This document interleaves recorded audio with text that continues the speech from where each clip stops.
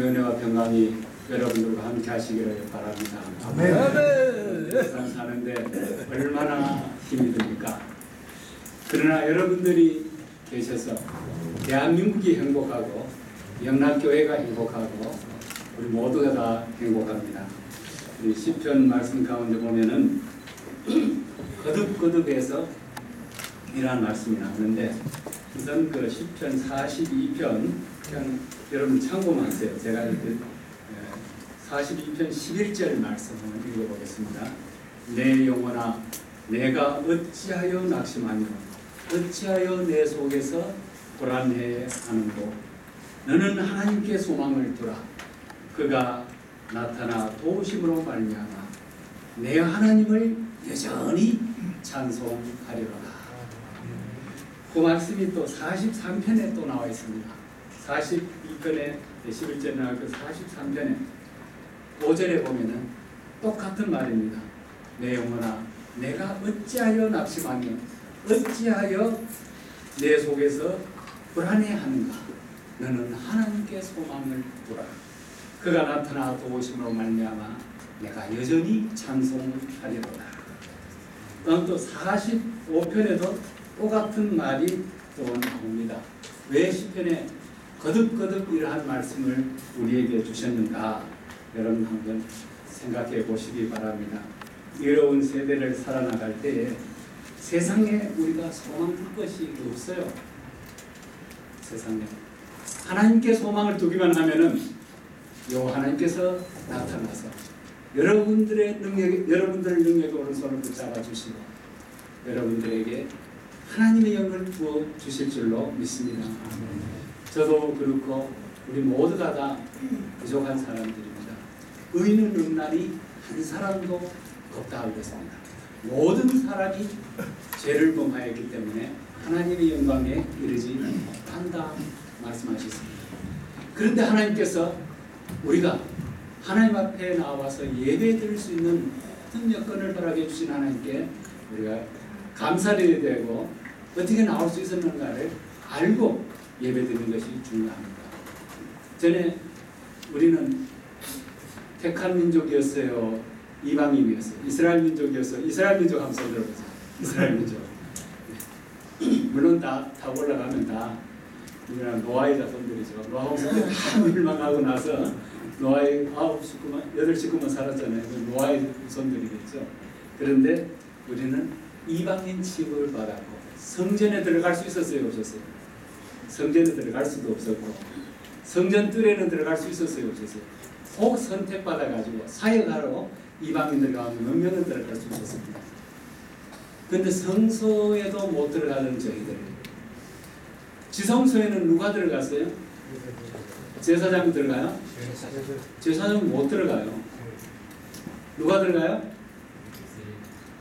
대제사장이 1년에 한 번씩 들어가는데 백성의 모든 죄를 짊어지고 들어가서 그 앞에 모든 죄를 다 회개하고 용서함 받고 나오는 장소가 지성소입니다. 자, 우리가 성소에도 들어갈 수 없는 이방인이었는데 하나님께서 우리를 사랑하시고 독생자를 보내주시고 예수님께서 이 땅에 오셔서 우리의 모든 죄를 지시고 돌아가시면서 이 사실을 믿기만 하면 주는 그리스도시요 살아계신 하나님의 아들이라고 고백하는 그 믿음 위에 교회를 세우고 영원한 천국에 들어갈 수 있는 천국의 열쇠를 주겠다 약속했습니다. 영접하는 자 곧 그 이름을 믿는 자들에게는 하나님의 자녀가 되는 권세를 주신다 그랬습니다. 그 주님께서 저와 여러분들의 죄를 지시고 죄의 삭은 사망이라고 했습니다. 우리가 지은 죄는 다른 길로 씻을 길이 없습니다. 그래서 구약시대 제사 지낼 때 여러분들 한번 생각해 보십시오. 간단할 것 같죠? 자, 여러분 죄를 지었다. 그러면 소나 양을 또 돈 없는 사람은 비둘기 항상 가고 갑니다. 들어가서 제사장으로 가면은 그걸 제사장이 잡아줘요. 그러고 가잖아요. 죄 지은 사람이 내 죄를 그 제물 위에다 손을 얹고 전달합니다. 내 모든 죄를 이 양이 이 소가 대신해서 내 대신 죽습니다. 그러고 나서 어떻게 죽어요? 자기가 칼로 어떻게 해요? 그 전신을 죽여야 됩니다. 죽이고 그 가죽을 다 벗겨야 됩니다. 각을 떠야 됩니다. 떠가지고 어떻게 그 고기를 어떻게 불로 태워서 이제 하나님 앞에 언제를 드리는 겁니다. 내가 다 죽어야 할 걸 짐승이 대신 죽고 짐승 대신 사는 겁니다. 그러한 은혜를 우리가 입었습니다. 어떻게 보느냐? 주님께서 십자가에 못 박혀 죽으실 때에 성소와 지성소에 있는 휘장이 여러분 그건 뭐 간단한데 어떻게 떨어져 내렸거니 생각하지만은 두께가 어떠냐면 굉장히 두껍습니다. 2m 가까이 어떤 그 성소 중에 어떤 이런 막보다 더 둥한 거죠. 쳐져 있는데 그것이 위에서부터 아래로 예수님께서 십자가에 운명하는 그 순간에 찢어져 내렸습니다.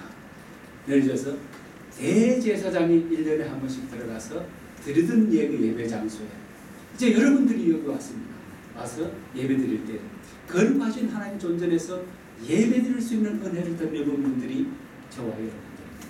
그럼 여러분들 예배 드릴 때 어떻게 드려야 되느냐?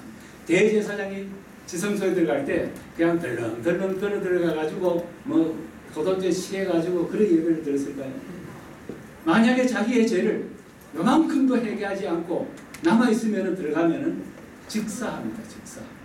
하나님을 만나서. 그럼 들어갈 때 어떻게 들어가느냐? 허리에 줄을 묶고 방울을 달고 들어갑니다. 지성소에는 의자가 없습니다. 의자.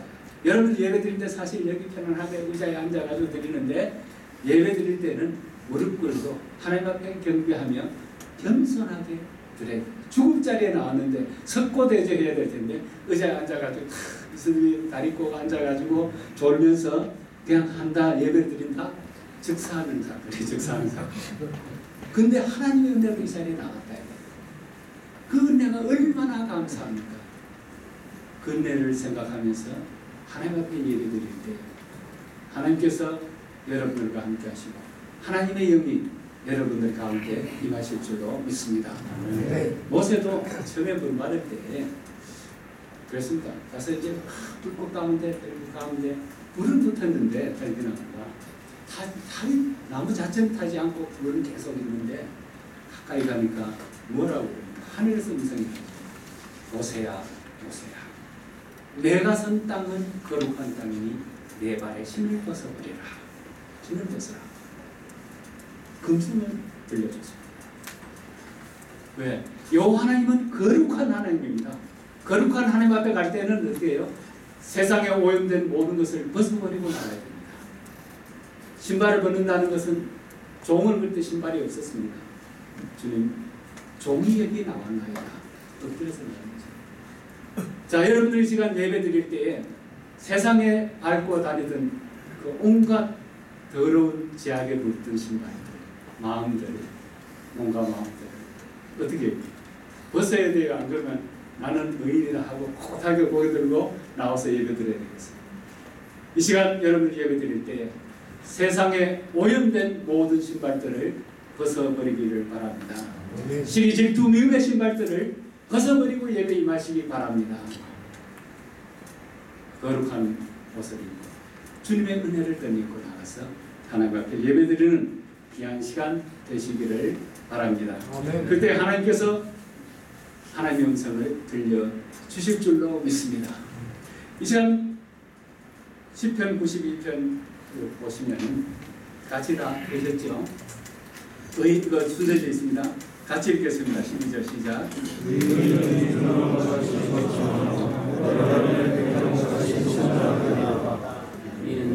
예, 거기까지요. 종려나무같이 번성하며 종려나무가 어떠한 역할을 하는가를 여러분들 아셔야 됩니다. 여러분 성지순례 거의 다 갔다 오셨죠? 안 갔다 와도 요즘 TV를 보면 성지순례 다 이제 구경하지만 비싼 돈 들어가지고 위험하게 성지순례 가지 마시고 그 돈은 여러분들 가난한 이웃을 위해서 복음 위해서 쓰시고 TV 보시면서 안 가면 더 상세하게 볼 수 있어요.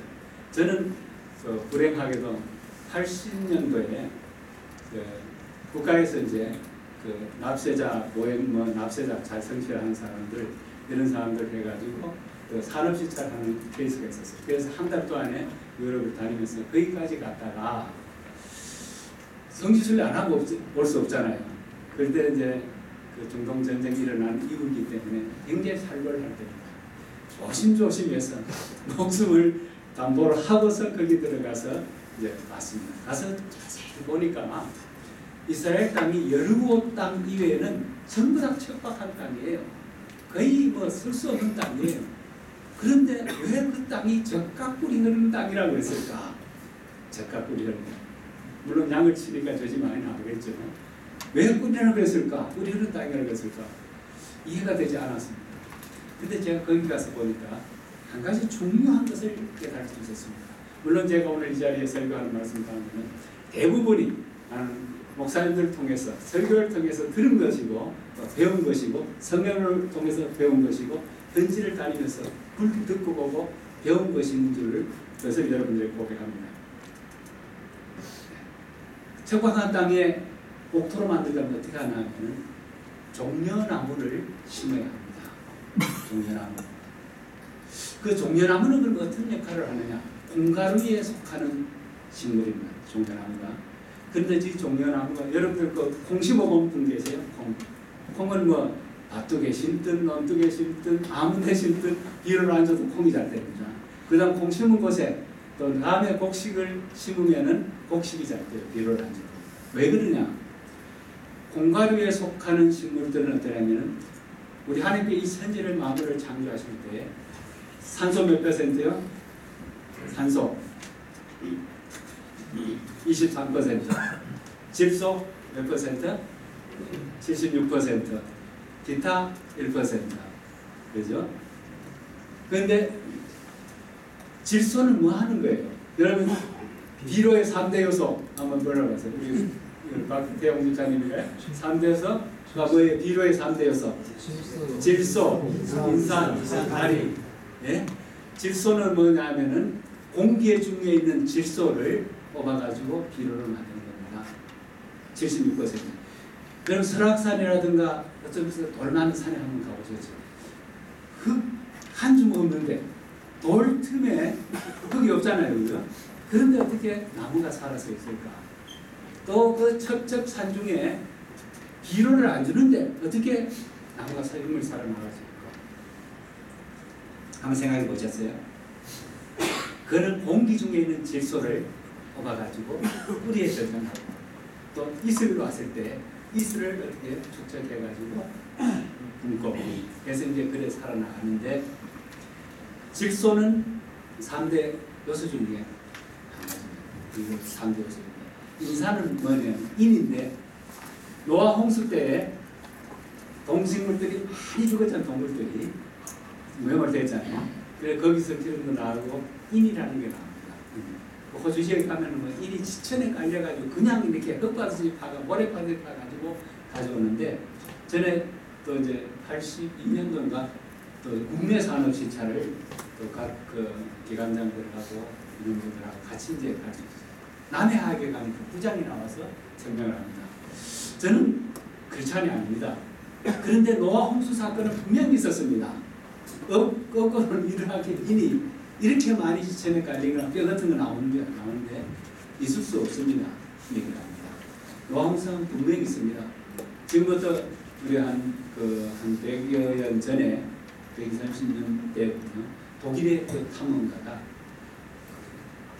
노아의 방주 아라산에 터키 쪽이죠. 아라산에 가서 그때는 방주 한 조각을 가지고 왔는데 어떻게 가져올 수 있었는가? 노아 홍수 이후에 기후가 변화되가 높은 산에는 추웠고 눈이 쌓이기 시작하죠. 눈이 쌓여가지고 덥고 얼어버렸으니까 그 방주가 그대로 있겠어요? 없겠어요? 그대로 있죠. 한 조각을 가지고 나와서 이게 노아의 방주라는 것을 보여줬습니다. 노아의 방주 사건도 허탄한 것이 그겁니다. 그러게 질소, 인산, 가리는 대비 이제 불배워가지고 이렇게 가졌습니다. 전에 여러분들 60년 전만 해도 50년 전만 그랬을 거예요. 석탄 어느 집에 불 떼어가지고 시골에서는 나무에서 불 떼어가지고 했잖아요. 그 재가 미네랄입니다. 그 뿌리면은 농산때 뿌리면은 아주 풍부한 그 미네랄이 함유된 식량들이 생산되는 겁니다. 질소 있는 가리. 그래서 이제 그 콩가루에 속한 식물들은 하늘에 있는 질소를 뽑아가지고 땅에 저장하기 때문에 그 땅이 기억해진다는 겁니다. 그리고 이제 이 종려나무가 열매가 일명 대추야자인데 그러면 한 나무에 얼마나 달리나 하면은 100kg입니다. 100kg. 열매가 한 나무에 100kg. 한번 보세요. 이스라엘 땅에 가면 열매가 달리는데 엄청나게 달리는 겁니다. 그걸 짜면은 꿀과 똑같아요. 그때 가서 나는 처음에 이게 꿀인가 싶었어요. 근데 종려나무 집이에요. 여기 종려나무 열매 요즘 대추야 열매 요즘 많이 수입해서 들죠. 굉장히 달죠. 이게. 그런데 꿀같이 답니다. 근데 그 높이가 얼마나 가냐면은 20m, 뭐 25m 이렇게 큽니다. 큰 거는 굉장히 큽니다. 올라갑니다. 올라가는데 자 우리 종려나무는 척박한 땅에 이제 심겨지는데 여러분들 벵구리온 수상 아는 분 계세요? 벵구리온 수상? 이스라엘의 초대 수장하고 두 번 역임하고 이제 퇴임을 하는데 그 내무부 장관이 각하 이제 나라를 위해서 초기 그 이스라엘을 건설하기 위해서 개국해서 수고하셨는데 이제 편안히 쉬십시오. 그러면서 그 집을 한 채 각하 머물 수 있는 집을 하나를 지었습니다. 그러니까 벵구리온 수장이 장관께서 자기 돈으로 지었습니까? 그러니까 아니라 국고로 지었다. 왜 국고를 왜 함부로 장관이 쓰느냐? 그 날짜로 해임을 시켜버리죠. 그러고 나서 하고 나서 어디를 갔나 하면은 최전방에 가가지고 그 기부치라는 농장이 있죠. 그 회원이 돼가지고 땅을 개간합니다. 개간할 때 제일 먼저 심는 것이 어디예요? 종려나무를 심습니다. 종려나무를 심으면 어떻게 되냐면은 이제 그 땅이 비옥해지게 되면은 가운데 있는 거는 뽑아냅니다. 뽑아내요. 또 다른 데 옮겨 심겠죠. 옮겨 심고. 그다음 거기는 곡식을 심습니다. 그럼 가에 있는 거는 왜 안 뽑느냐? 이스라엘 나라는 어디냐면 낮에는 해가 엄청나게 들이쬐고 뭐 40도, 뭐 45도 연결지에 가면 그렇게 막 올라갑니다. 올라가면 곡식이 다 타주고 그래요. 그러면 어떻게 종려나무가 그늘이 돼줘야 됩니다. 또 밤에는 또 모래바람이 막 붑니다. 차가운 바람이 불기 때문에 그걸 막아주는 방풍 역할을 합니다. 자, 우리 이남설교회 회원들이 나는 지금 현재 어떤 역할을 해야 되겠는가? 하나님 나라를 위해서. 복음을 위해서 어떻게 역할을 해야 되겠는가? 한번 생각해 보시면 됩니다. 종려나무의 역할. 자, 박토를 척박한 땅을 옥토로 만드는데 여러분들이 쓰임받고 또 뽑히는 어려움을 당할 수 있습니다. 그럴지라도 낙심하지 말고 여호와 하나님만을 바랄 수 있기를 바랍니다. 네. 여러분들의 희생이 없이는 하나님의 나라가 건설될 수 없습니다. 종려나무가 이러한 역할을 합니다. 교회 나오면은 소신자에 나오면 발붙일 틈이 없게 하면 안 됩니다. 여러분들이 뽑혀서 다른 곳에서 옮겨 또 척박한 땅에 갈지라도 그들이 옥토에서 자라서 제 역할을 감당할 수 있도록 여러분들이 기도하고 도와줘야 됩니다. 이제 여러분들 종려나무의 역할이 뭔지 아시겠죠? 종려나무의 역할을 감당하는 제2남성교회 회원 여러분들이 되시기를 바랍니다. 네. 여러분들이 이 역할을 감당하면은 영락교회는 전도 안 해도 여러분의 삶을 보고 많은 사람들이 몰려올 것입니다. 여러분의 섬김의 삶을 몰려올 것입니다. 다음 또 여러분들 여기 보면은 내가 조금 같이 번성하며 번성도 엄청나게 번성하고 있습니다. 여러분의 헌신이 있으면 교회는 번성하고 부흥하고 성장하고 있습니다. 레바논의 백항목 같이 성장하리로다. 레바논의 백항목 어떤 백항목이야? 우리나라에서는 제일 좋은 나무가 어디 무슨 나무예요? 소나무인데 무슨 나무예요? 적송이에요, 뭐 백송이에요, 뭐예요? 향나무요. 향나무도 좋죠. 근데 향나무를 크게 해서 집집하면 좀 힘들잖아요. 그런데 그 소나무가 이제 많이 속하죠.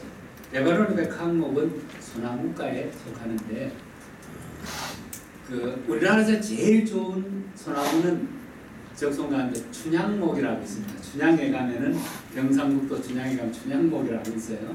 울진 같은 거는 또 해송 적송 해가지고 거기 나온 거 있습니다. 있는데 춘향목은 아주 희귀한 겁니다.